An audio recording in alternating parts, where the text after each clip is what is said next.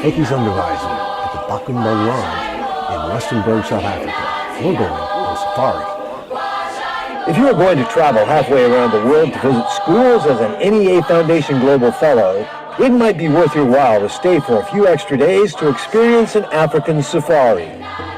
That is just what many of the NEA Foundation Global Fellows did as they traveled through Rutenberg, about 2 hours outside Johannesburg, to find themselves inside a rare geologic formation called a ring dike complex in the Northwest Province, which is called the Pilanesberg Game Reserve, in search of African wildlife and especially the Big Five: rhinos, lions, elephants, leopards, and buffalo. And they were not disappointed. But before heading out into the Bushveld, which is a transition zone between the dry Kalahari and wet Lowveld, a little history lesson is necessary.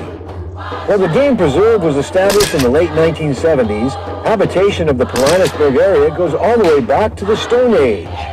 This was followed by Botswana and Bathoso people during the Iron Age. Over the centuries, Pilanesberg has served as a sanctuary for Zulu warriors and became a farming area of South Africa owned by Boers. During the 1960s, under apartheid policies, the farms were purchased by the South African government, which forced the relocation of the Bantu-speaking Bakubang tribe. It was also the time in which a game reserve was envisioned by planners, and in the early 1980s, over 6,000 animals were resettled into the newly formed Pilanesberg Game Reserve in an ambitious program known as Operation Genesis, the largest game translocation undertaken in the world.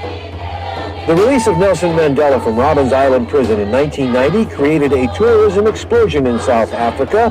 It also created a building boom of camps and lodges, including the Bakubang Lodge, where the NEA Foundation Global Fellows found themselves while staying in the Pilanesberg Game Reserve.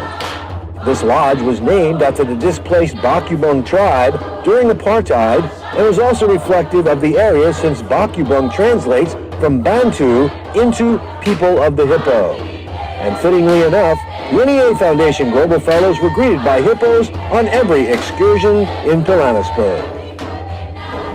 Ekis Onderwyser with the NEA Foundation Global Fellows in Pilanesberg National Park, South Africa, leaving you with these words from Nelson Mandela. Education is the most powerful weapon which you can use to change the world. Until next time.